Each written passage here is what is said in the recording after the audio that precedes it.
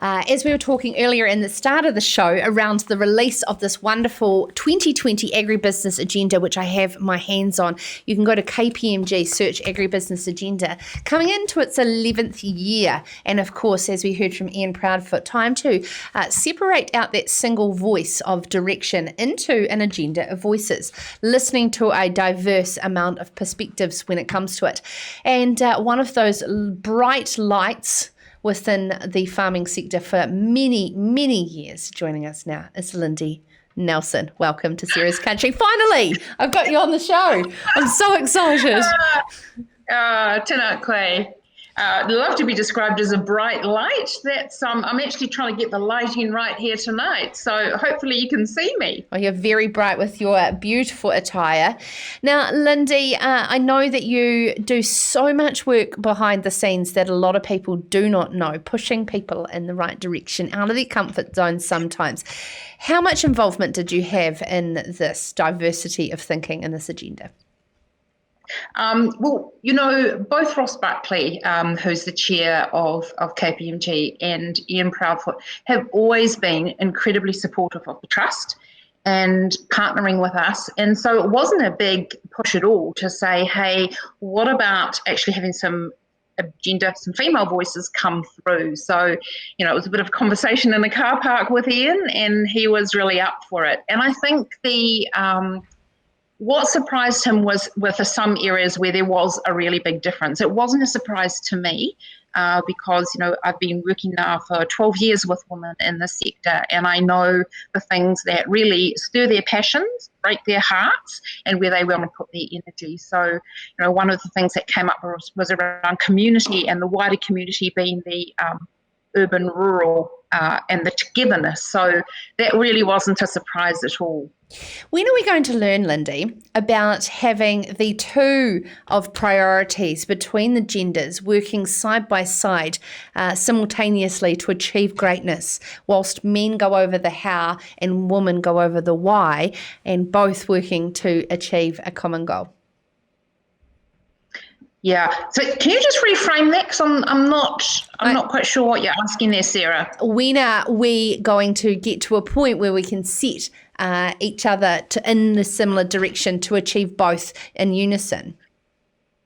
Well, do you think we need to? I mean, isn't that what diversity is all about, is actually having different priorities, having different focuses? I mean, I think one of the really good things is I think we're really starting to get to grips with what diversity means. Mm-hmm. And in fact, diversity will often mean difference and disagreement, and we've got to get comfortable with that. The very fact that diversity is around having different experiences means our experiences are going to lead us in different directions. And it's the real key, and I think it was great to see Dr. Anish Sands here earlier in the year, and when she talked about diversity, she talked about the second part of it, which is inclusion. And that's the part we haven't got right. So that is about, okay, I might be at the decision-making table, but do I feel that I belong?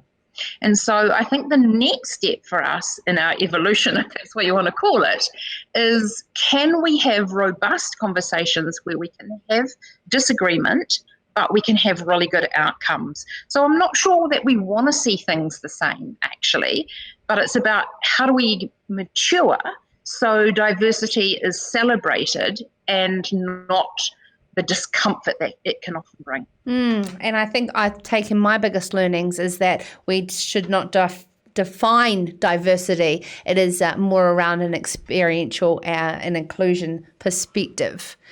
So absolutely. Then again, that comes down to the confidence of being able to speak up and feeling that their voices are of value. And so that's something that you've been heavily involved in with the Agri-Women's Development Trust for so long. Have you seen that cultural shift? I've seen a shift in two ways. Women thinking they belong and gaining confidence to give it a go. And also, I think as an organisation, the Agri-Women's Development Trust, we've managed to shift or flip the script on how women view and see their own contributions and how the sector views and sees women's contributions. And, last night, you had two of our graduates on your show, and most nights you were seeing that sort of thing occur. Oh, and you're so proud as a mama of all this wonderful alumni that has come out of the Agri-Women's Development Trust. It must feel so fantastic. What would you most like to see, Lindy? And I mean, this is certainly not because this will be the last time we'll have you on the show, but as we look out to 2040 now, in terms of the direction of leadership in this country. What would I most like to see? I think we have to have really brave conversations around a national food strategy. So it's something that I've been really interested in looking at for the last 8 months. And so we're going to need really good leadership, and we're going to have to really understand the perspective of others and how we think about food.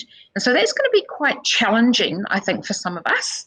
And I think that is going to be our most pressing thing. I mean, if we had a national strategy that pulled together education, employment, immigration, food insecurity, all of those things, then we would have the right policy development. I mean, it was fantastic to see Palatahi back now being funded and operational. But if that was tied into food in the beginning, we would never have lost that.